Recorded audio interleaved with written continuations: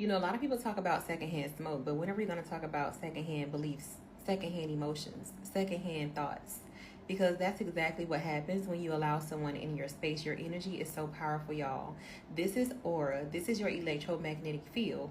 Understand that your thoughts, your emotions, all of this is emitting from your heart space. And this extends about 6 feet from your heart space, which makes up your electromagnetic field. You're in an invisible bubble. You just can't see it. So what happens when your invisible bubble connects with someone else's invisible bubble? Then all of a sudden you feel what they feel. You have secondhand thoughts, you have secondhand beliefs, and you're just like, I was okay before I met this person. All of a sudden I have anxiety, I'm having panic attacks, I can't sleep, I'm tired. You're in their energetic field now. This energy thing is no game, y'all. Energy is invisible, but it's powerful. Energy is invisible, but yet it's so strong. It's so visible because people can see how you feel.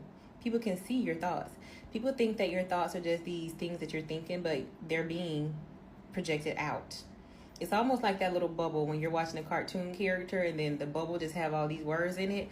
Imagine your thoughts and your beliefs being that same way, because when you walk in the room, people can feel you. They can feel your aura. They can see your aura. Aura forming. Literally, when you walk into the room, just like Michael Jackson, they see, this is a high vibrational being right here. And whatever you think about yourself as being, all these low things that are vibrating low, whenever you walk in a room, people are going to feel it. They're going to say, I know how you feel about yourself, because this is what you're emitting from your heart space.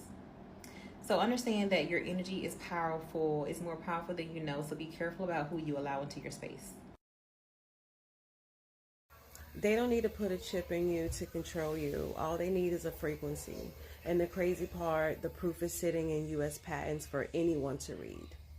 In 1992, U.S. Patent 5159703, it laid out a way to send silent subliminal messages straight into your subconscious. No speaker, no headphones, nothing. Then there's U.S. Patent 6587729, a system to change brain waves remotely, targeting frequencies. That's the backbone of what's known as V2K, voice to skull. Now imagine a whole crowd suddenly feeling anxious, restless, or compliant, and no one can explain why. That's not paranoia, that's technology. And once they can influence what's in your head, they can push you towards purchase. They can push you towards a belief, or even a vote without you even realizing it. Your frequency is your shield. If you do not know how to protect it, you're already at risk. The patents are public. You need to read them. And if you want steps to protect your mind, my frequency trap guide, the link is in my bio.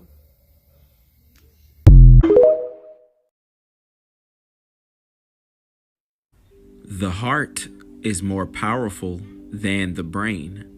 It is approximately 100,000 times stronger electrically and 5,000 times stronger magnetically. And here again, we have a better example of the torus field, which is the electromagnetic field that surrounds the body, also known as the aura. Your thoughts equal the electricity. This is the energy, this is the power. Your emotions equal the magnetic force, right? This is the attraction. Your arms are the inertia plane, but also your legs. That's why you always see people directing their energy with their hands or their limbs. Every thought and emotion carries a distinctive vibration with a specific frequency. Every thought is closely linked to an emotion. The strength of your personal field plays a fundamental role in whether you experience thoughts and emotions with high or low vibrational expressions. The field is reinforced by high vibrational thoughts and emotions.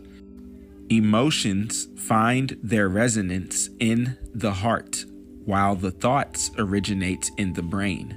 It is crucial to maintain thoughts positive, since they give rise to positive emotions in the heart. Surprisingly, the magnetic strength of the heart is 5,000 times more than that of the brain.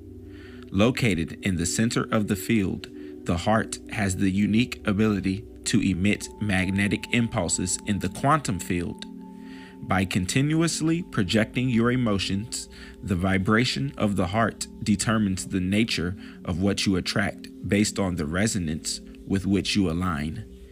Each cell in the body generates its own electromagnetic field, and the collective contribution of these individual fields results in the formation of the general electromagnetic field of the body, which is the torus field.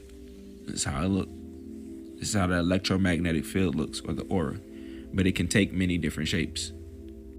How to have a strong field. Live from the heart, not from the mind. Positive thinking, positive feelings, electric diet like fruits and vegetables. Be surrounded by positive people and balance the chakras. The 7 chakras get their energy from the auric field. When the chakras are misused by drawing out excessive energy, their energy is decreased. Maintaining balance in the use of these centers is crucial to establish a fast and robust electromagnetic field. So here we have the different layers of the energy body. You have the 3rd dimension, which governs the physical body on the ethereal plane, right? Then you have the 4th dimension, which governs the astral plane and the mental plane. This is your energetic body, right? Then you have the 5th dimension, which governs your spiritual body, and this sits on the causal plane, right? We have the higher self here in the spiritual plane, and we have the causal body, where we get causal imprints. Then we have the mental body, right? This is where we get imprints of the soul, right? It sits on the mental plane. Then we have the emotional body. This is where we get emotional imprints, and it sits on the astral plane in the 4th dimension. So then we get down to the astral body, right? And this is where we get emotional imprints as well, right? But it sits on the ethereal plane this time and governs the physical body, right? So kind of in an above and below sort of function, as above, so below. So then we have physical traumas. We have prints of physical traumas in the ethereal body. And then we actually get to the physical body, what we're actually composed of in the 3D matter. Disease and frequency. Research suggests that disease may exist in a lower range of frequency. According to this view, the idea is that individuals may be potentially more susceptible to disease when their personal vibration frequency is lower, since they can align with the lower frequencies associated with disease. Conversely, it is believed that maintaining a high vibratory rate acts as a protective factor, making one's frequency less likely to match lower vibratory states associated with disease. So as we connect with nature, we align ourselves with higher vibrations when we align ourselves with the universe. So here in this diagram, you see someone sitting with a tree, aligning their energy in their aura field with that of nature in the tree.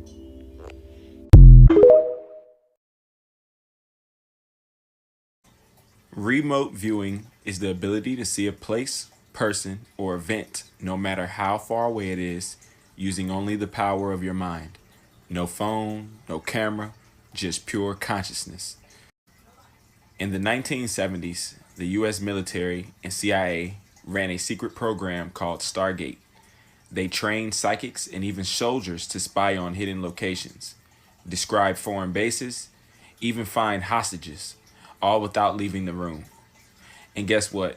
It worked well enough that the project ran for over 20 years. So how does it work? Consciousness is non-local. Your mind isn't trapped in your skull. With the right focus, you can reach across space and time.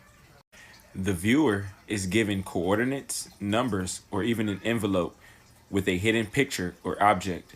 Their task is to sketch or describe impressions without overthinking. Remote viewing often comes as flashes, textures, shapes, feelings, or sounds rather than full, clear images. How to practice remote viewing. First off, you need to relax. Quiet your mind through breathing or meditation, your choice. Next, you need to pick your target. Have someone give you a target number linked to a hidden photo or an object. Also, first impressions matter. Write or sketch raw impressions like shapes, colors, feelings, sounds. Put all those down on a piece of paper. Record what you experience. Describe, don't label. Say tall, metallic, cold, instead of it's a skyscraper. Refinement. More details may surface as you stay relaxed and focused. Feedback. Once revealed, compare your notes with the actual target. This trains accuracy. Signs you're getting it right is when you experience textures like rough, smooth, soft. You perceive temperature like warm, cold. You glimpse movements, flowing, still, or mechanical. You feel emotions, peaceful, chaotic, loving, angry. Key tips are, though, don't force. Just let the impressions flow. Write everything, even if it feels silly. Practice regularly. Accuracy improves with training. Use a partner or online remote viewing targets to test yourself. Remote viewing isn't about being psychic on command. It's more like training a muscle of awareness. The more you use it, the sharper it becomes. The more you practice, the more accurate you get. Remote viewing shows us something powerful. Your mind is not limited by distance. Reality is connected, and you can tap into that connection. So, do you believe that you can see the unseen?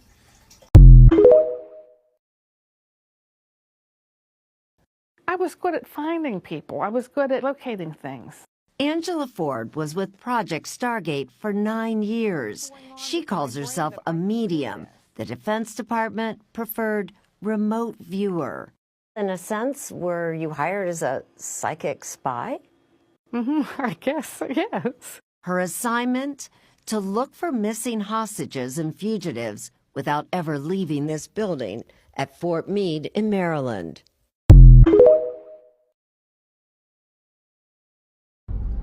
All right, so after getting evidence and getting a description and satellite broadcasting how this man broke it down, I'll be showing more clips of him because man, he been studying this stuff for I don't know how long, man. He said 11 years, as long as this stuff is going on, with him.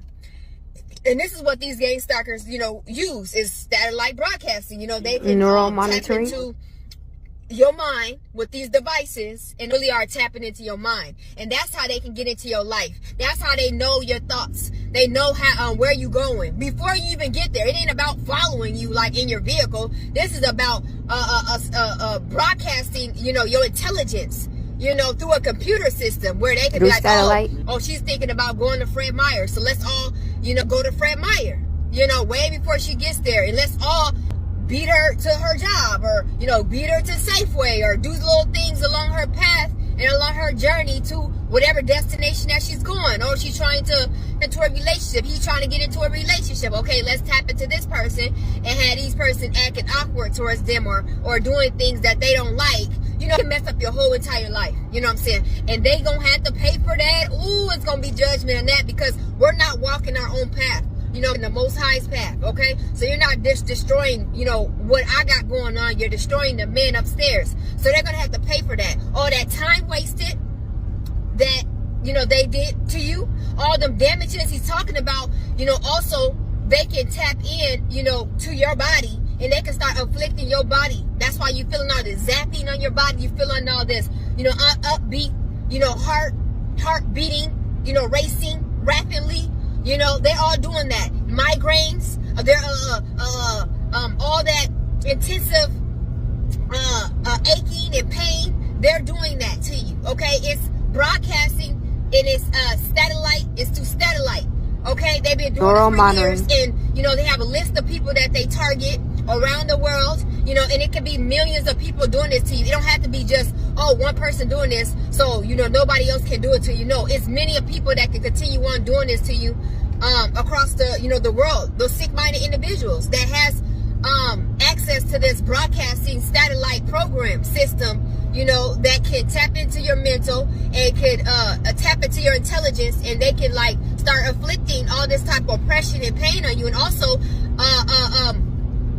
tormenting in your life, like taking your whole life for you. You don't have to be in prison to be in prison. These people can tap into your life and become you with your intelligence, with your brain, your mindset. You're tapping into your life on the broadcasting spectrum, and could Scatter light and eliminate all EMF these things that you're radiation. trying to do. Could put barriers to all these things that you're trying to do, and they're going to have to pay a horrible price for that.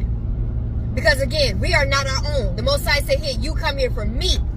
You represent me. You're doing the things that I called you to do." So they're going to have to pay for that according to the man upstairs. And I don't know what type of judgment these folks are going to have to play behind these screens, playing with that helmet device, satellite helmet on their dang head and on their eyes, tapping into, people's intelligence and ruining their lives. And ruining not just their life, but the purpose that they were created to do according to the man upstairs. You know what I'm saying? And it's a horrible price that they're going to have to pay. And the wisdom and knowledge that the Holy Spirit had given me to this man, I'm going to do a whole series on this, because I want you guys to understand that the damage that was caused to you and your life and your loved ones was basically these people behind these screens broadcasting your life and your intelligence and playing with you and your folks the whole entire time. It's deeper than just stalking. This is actually, monitoring and manipulating somebody's whole entire life and brain. These people went too far. These people went too far. Too far.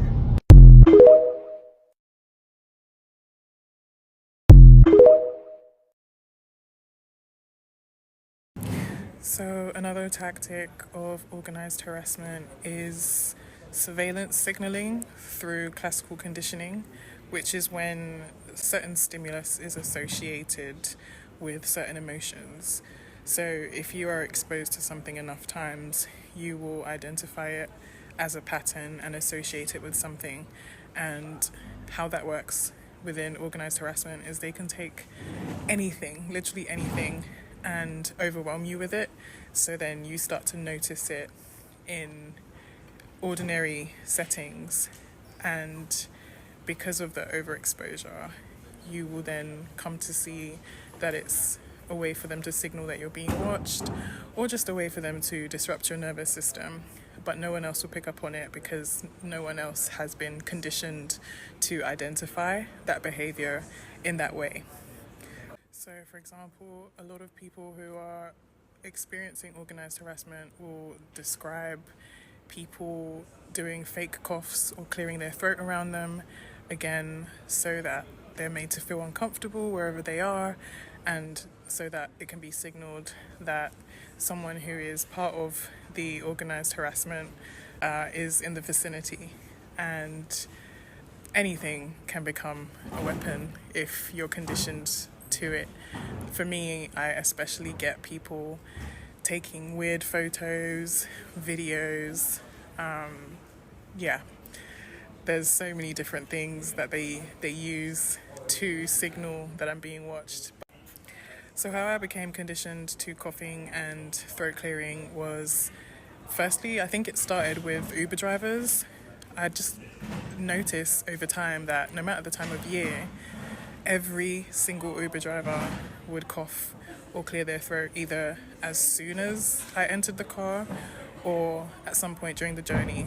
But it took me a long time to actually see that as a conditioning stimulus. It wasn't until it started happening on foot that I realized, oh, this is one of the signals.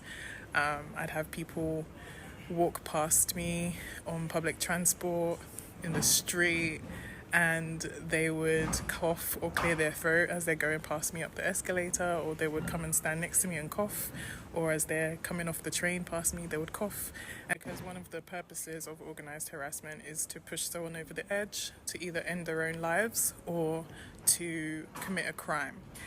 The purpose is to unsettle their nervous system and that's one of the ways in which it can happen, using ordinary stimuli, so that, because it's so difficult to tell who's coughing naturally and who's coughing on purpose to make you feel uncomfortable, you could potentially lash out at the wrong person, which is why I think being a target of organized harassment makes you one of the strongest soldiers, because you have to be so disciplined and make sure you get it right before you confront someone, because it's designed to make it hard to distinguish between those who participate and those who are just living everyday life. And that confusion is meant to unsettle you and provoke you.